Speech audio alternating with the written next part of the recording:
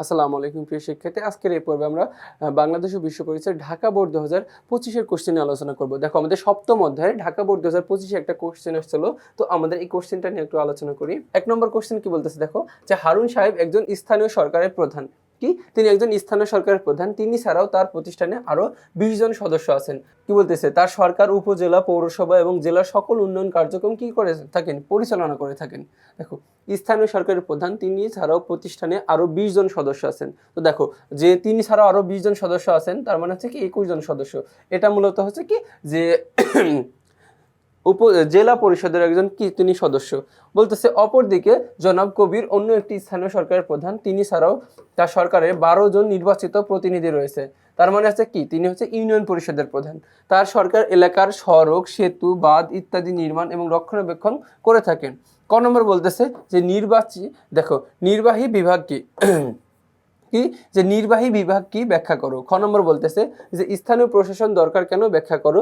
গ নম্বর উদ্দীপকে বর্ণিত হারুন সাহেব যে প্রতিষ্ঠানের প্রধান তার গঠন কাঠামো কি করতে বলতেছে, বর্ণনা করতে বলতেছে। এরপরে ঘ নম্বর কোশ্চেনটা যে বলতেছে জনাব কবির যে স্থানীয় সরকারের প্রধান উদ্দীপকে বর্ণিত কাজ ছাড়াও তার আরো গুরুত্বপূর্ণ কাজ থাকেন, বিশ্লেষণ করো। ঠিক আছে, তো আমরা হচ্ছে প্রথমত ক নম্বরটা দেখি। নির্বাহী বিভাগ কি রাষ্ট্রের শাসন কার্য তথা নিত্যদিনকার প্রশাসনিক এবং দাপ্তরিক কাজ পরিচালনা এবং আইন শৃঙ্খলা রক্ষা এবং রাষ্ট্রের সার্বিক সিদ্ধান্ত ও সুবিধা সমূহ বাস্তবায়ন করে যে বিভাগ তাকে নির্বাহী বা শাসন বিভাগ বলে। কি বলতেছে, তাকে নির্বাহী বা শাসন বিভাগ বলে থাকে। তো এই দেখো এই নির্বাহী বা শাসন বিভাগের দায়িত্বে থাকেন কে, প্রধানমন্ত্রী। ঠিক আছে, প্রধানমন্ত্রী হচ্ছে কি নির্বাহী বা শাসন বিভাগ দায়িত্বের প্রধান। এরপর খ নম্বর কোশ্চেনটা দেখি, যে খ নম্বর বলতেছে প্রত্যেক রাষ্ট্রে কোনো না কোনো রূপ স্থানীয় সরকার ব্যবস্থা রয়েছে। কি বলতেছে, কোনো না কোনো স্থানীয় সরকার ব্যবস্থা রয়েছে, তবে এর প্রকৃতি বা ধরন এক বা অভিন্ন। জনগণের দোরগোড়ায় সেবা পৌঁছে দিতে দেখো বলতেছে জনগণের দোরগোড়ায় সেবা পৌঁছে দিতে স্থানীয় সমস্যা স্থায়ীভাবে সমাধান করতে উন্নয়ন কার্যক্রমে জনগণের অংশগ্রহণ নিশ্চিত করতে এবং কেন্দ্রীয় সরকারের উপর চাপ কমাতে সর্বোপরি জনগণের জীবনযাত্রার মান উন্নয়নের জন্য কি রাখে, ভূমিকা রাখে। এরপর গ নম্বর কোশ্চেনটা একটু দেখি। আচ্ছা, গ নম্বর বলতেছে উদ্দীপকে বর্ণিত হারুন সাহেব যে প্রতিষ্ঠানের প্রধান তার গঠন কাঠামো কি করতে বলতেছে, বর্ণনা করতে বলতেছে।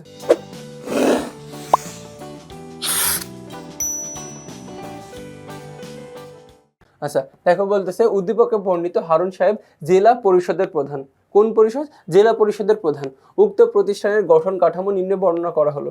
বাংলাদেশ সরকার 6 জুলাই 2000 সালে জেলা পরিষদ আইন 2002 2000 প্রবর্তন করেন।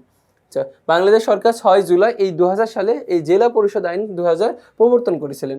তো আইনের প্রধান অনুযায়ী খাগড়াছড়ি পার্বত্য জেলা, রাঙ্গামাটি জেলা এবং বান্দরবান পার্বত্য জেলা সমূহ ব্যতীত অন্য জেলায় জেলা পরিষদ গঠনের ব্যবস্থা নেওয়া হয়। দেখো এই তিনটা হচ্ছে কি পার্বত্য জেলা। তো এই পার্বত্য অঞ্চল ছাড়া অন্য জেলায় কি করা হয়, জেলা পরিষদ ব্যবস্থা নেওয়া হয়।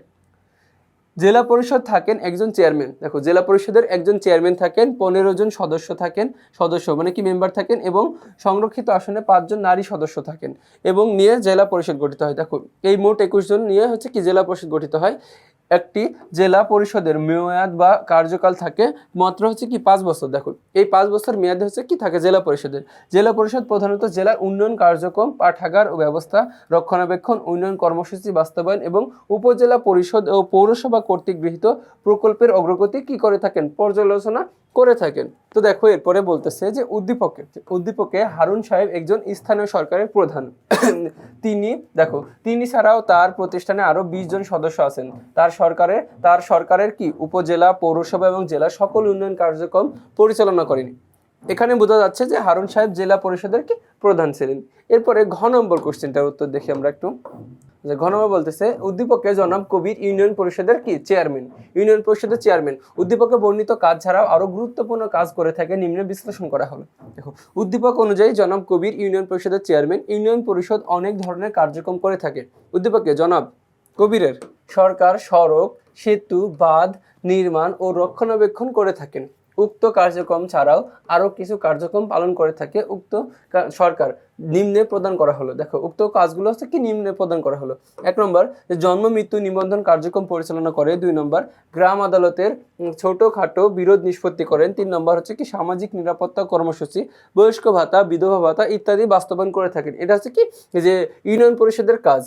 4 নম্বর হচ্ছে কি প্রাথমিক শিক্ষা এবং স্বাস্থ্য সেবায় সহায়তা করে থাকেন। দেখো অনেক পরিবার আছে যে প্রাথমিক শিক্ষাটাও কি তার সন্তানকে দিতে পারে না, তখন সেক্ষেত্রে কি এই স্থানীয় গ্রাম ইউনিয়ন পরিষদ এই কার্যক্রমগুলো পরিচালনা করে থাকেন। 5 নম্বর হচ্ছে কি কৃষি ও গ্রামীণ উন্নয়নমূলক কার্যক্রম পরিচালনা করে থাকেন। এরপর 6 নম্বর যে দুর্যোগকালীন, 6 নম্বর বলতেছে যে দুর্যোগকালীন ত্রাণ ও পুনর্বাসন কার্যক্রম পরিচালনা করে। এরপর 7 নম্বর হচ্ছে যে পরিচ্ছন্নতা ও পরিবেশ সংরক্ষণ কাজ করেন। তো অতএব ইউনিয়ন পরিষদ গ্রামীণ এলাকার সার্বিক উন্নয়ন ও জনগণের মৌলিক চাহিদা পূরণে গুরুত্বপূর্ণ ভূমিকা পালন করে। সুতরাং বলা যায় উদ্দীপকে বর্ণিত কার্যক্রম ছাড়াও গুরুত্বপূর্ণ কাজ করে থাকেন প্রধান নির্বাহী হিসেবে। দেখো যে প্রধান নির্বাহী হিসেবে বিশেষ গুরুত্ব কি বহন করে থাকেন। তো দেখো এরই মাধ্যমে আমরা কি যে এই বোর্ডের কোশ্চেনটা সলভ করলাম। তো পরবর্তী তোমাদের সাথে আবার দেখা হবে। আসসালামু আলাইকুম।